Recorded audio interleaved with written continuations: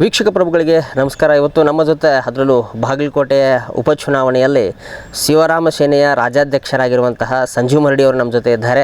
So ಅವರ ಅನೇಕ ಮಾತುಗಳಿಂದ ನಮ್ಮನ್ನೆಲ್ಲ ಅಟ್ರಾಕ್ಷನ್ ಮಾಡ್ಕೊಂಡಿರುವಂಥವರು ಸಂಜೀವ್ ಮರಡಿ ಅವರು. ಅವ್ರ ಮಾತುಗಳು ಕೇಳೋಕೆ ಒಂಥರ ಚೆನ್ನಾಗಿ. ಬನ್ನಿ ಅವ್ರ ಜೊತೆ ಮಾತಾಡೋಣ. ಸರ್ ನಮಸ್ಕಾರ. ಸರ್ ಬಾಗಲಕೋಟೆ, ಜೈ ಶ್ರೀರಾಮ್.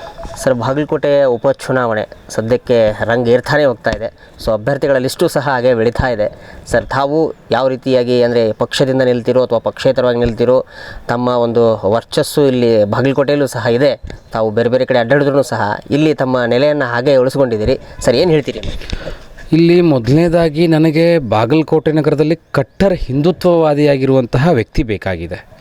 ಸೊ ನಾವು ಕಾರಣಾಂತರಗಳಿಂದ ಎಲ್ಲ ಕಡೆಯಿಂದನೂ ಯೋಚನೆ ಮಾಡಿ ಹಿಂದುತ್ವದ ಒಂದು ನೆಲೆ ಮೇಲೆ ಸುಮಾರು 25 ವರ್ಷ ಹಿಂದುತ್ವ ಅಂಥೇಳಿ ಸಂಘಟನೆ ಮಾಡಿಕೊಂಡು ಸುಮಾರು ಕೇಸ್ಗಳನ್ನ ಹಾಕ್ಕೊಂಡು ಇದೇ ಬಾಗಲಕೋಟೆ ಜಿಲ್ಲೆಯಲ್ಲಿ ಬಜರಂಗ ದಳದ ಬಿಳಿಗಿ ಗಲಾಟೆಯಲ್ಲಿ ನಾನು ಕೈ ಮುರ್ಕೊಂಡು 1.5 ತಿಂಗಳು ಜೈಲಿಗೆ ಹೋಗಿ ಸೊ ಸಾಕಷ್ಟು ಕಡೆ ಕೇಸ್ಗಳಾಗಿ ಆಮೇಲೆ ನಮ್ಮ ದೇಶದ ವಿರುದ್ಧ ಇರುವಂತಹ ದೇಶದ ಪರವಾಗಿ ಘೋಷಣೆ ಕೂಗಿರುವಂತಹ ಒಬ್ಬ ಮಹಿಳೆಗೆ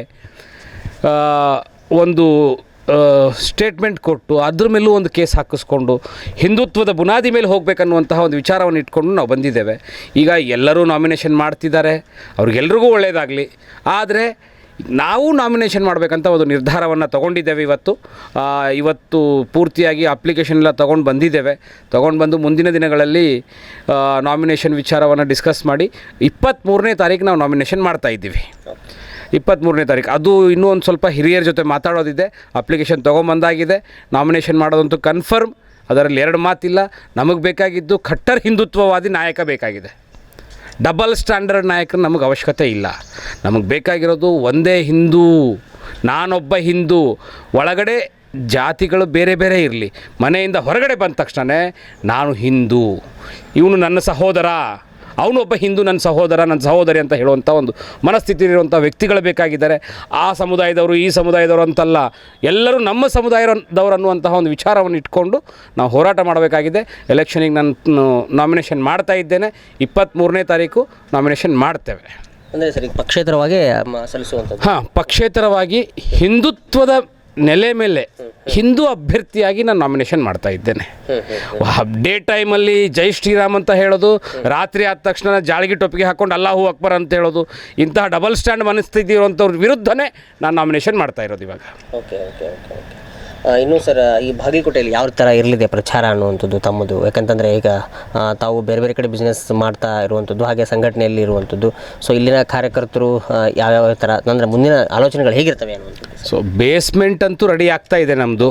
ಸೊ ಕಟ್ಟರ್ ಹಿಂದುತ್ವವಾದಿಗಳು ಏನಿದ್ದಾರೆ, ಹಿಂದೂ ಸಂಘಟನೆಯಲ್ಲಿ 20 ವರ್ಷ 25 ವರ್ಷ ಕೆಲಸ ಮಾಡ್ಕೊಂಡು ಬಂದಿರುವಂತಹ ಪ್ರಮುಖರಾಗಿರ್ಬೋದು, ಅವಾಗಿರುವಂತಹ ಕಾರ್ಯಕರ್ತರಾಗಿರ್ಬೋದು, ಅವಾಗಿರುವಂಥ ಕಾರ್ಯಕರ್ತರೇ ಇವತ್ತಿನ ನಾಯಕರು. 25 ವರ್ಷ ಸಂಘಟನೆಯಲ್ಲಿ ಕೆಲಸ ಮಾಡಿರುವಂಥವ್ರು.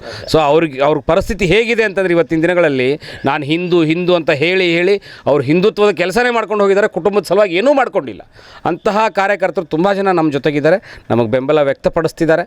ಸೊ ಇವತ್ತಿನ ದಿನಗಳಲ್ಲಿ ಹಿಂದುತ್ವವಾದಿ ಬೇಕಾಗಿದೆ ಅನ್ನುವಂತಹ ಒಂದು ನಿರ್ಧಾರವನ್ನು ಇಟ್ಕೊಂಡು ಮುಂದಿನ ದಿನಗಳಲ್ಲಿ ನಾವು ಅದ್ರ ಬಗ್ಗೆ ಒಂದು ಒಲವು ತೋರಿಸಬೇಕು. ನನ್ನ ಸಹೋದರರು ಧರ್ಮದ ಅಭಿಮಾನವನ್ನು ಇಟ್ಕೊಂಡು ಮನೆಯಲ್ಲಿ ಶ್ಲೋಕಗಳನ್ನು ಪಠನೆ ಮಾಡಿಕೊಂಡು, ಮನೆಯಲ್ಲಿ ಭಗವದ್ಗೀತೆಯನ್ನು ಓದ್ಕೊಂಡು, ಆಮೇಲೆ ವೇದ ಪಾಠಶಾಲೆಗಳನ್ನು ನಮ್ಮ ಮಕ್ಕಳನ್ನ ಕಳಿಸ್ಬೇಕು. ಯಾಕಂದರೆ ನಾವು ಕಲ್ತಿಲ್ಲ ಆವಾಗಿನ ಕಾಲದಲ್ಲಿ.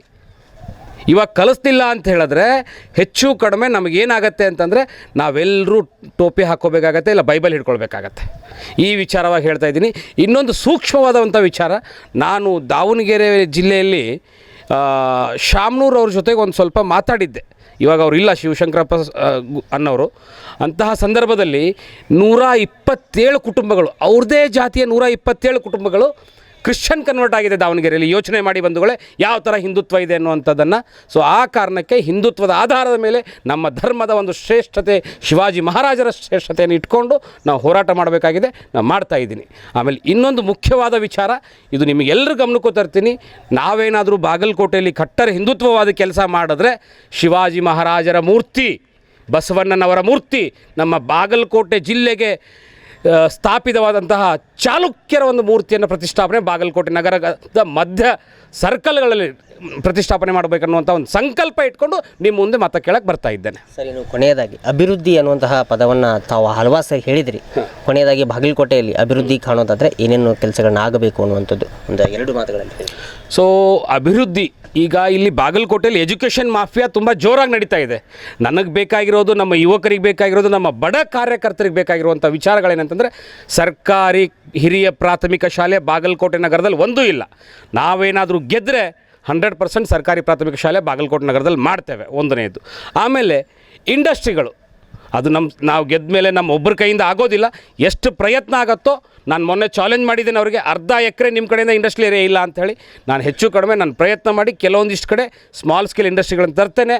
ಅಲ್ಲಿ ITI, diploma, BE, BCom, MCom ಅವರಿಗೆ ಉದ್ಯೋಗ ಕೊಡಿಸುವಂಥ ವಿಚಾರಗಳನ್ನು ಮಾಡ್ತಾ ಇದ್ದೇನೆ. Okay sir, thank you sir, thank you. ಧನ್ಯವಾದ. ಇದಿಷ್ಟು ಸಂಜೀವ್ ಮರಡಿಯವರ ಮಾತುಗಳಾಗಿತ್ತು. ಬಾಗಲಕೋಟೆಯ ಉಪಚುನಾವಣೆ ಕ್ಷಣ ಕ್ಷಣಕ್ಕೂ ರಂಗೇರ್ತಾ ಇದೆ. ಇಲ್ಲಿ ಅಭ್ಯರ್ಥಿಗಳು ಸಹ ಹೊಸಬರಾಗಿ ಒಬ್ಬೊಬ್ಬರೇ ಬಂದು ಸೇರ್ಕೊಳ್ತಾನೆ ಇದ್ದಾರೆ. ಸೊ ಏನಾಗುತ್ತೆ ಬಾಗಲಕೋಟೆ ಉಪಚುನಾವಣೆ, ಇಲ್ಲಿ ಫಲಿತಾಂಶ ಯಾವ ರೀತಿ ಬರುತ್ತೆ ಅನ್ನೋಂಥದ್ದನ್ನು ನಾವು ನೀವೆಲ್ಲ ಕಾದು ನೋಡಬೇಕಾಗಿದೆ. ಮತ್ತೊಂದು ರೋಚಕ ವಿಭಿನ್ನವಾಗಿರುವಂಥ ಸಂದರ್ಶನದೊಂದಿಗೆ ಮತ್ತೆ ಬರೋಣ. ಅಲ್ಲಿವರೆಗೂ ನಮಸ್ಕಾರ, ವಂದೇ ಮಾತರಂ.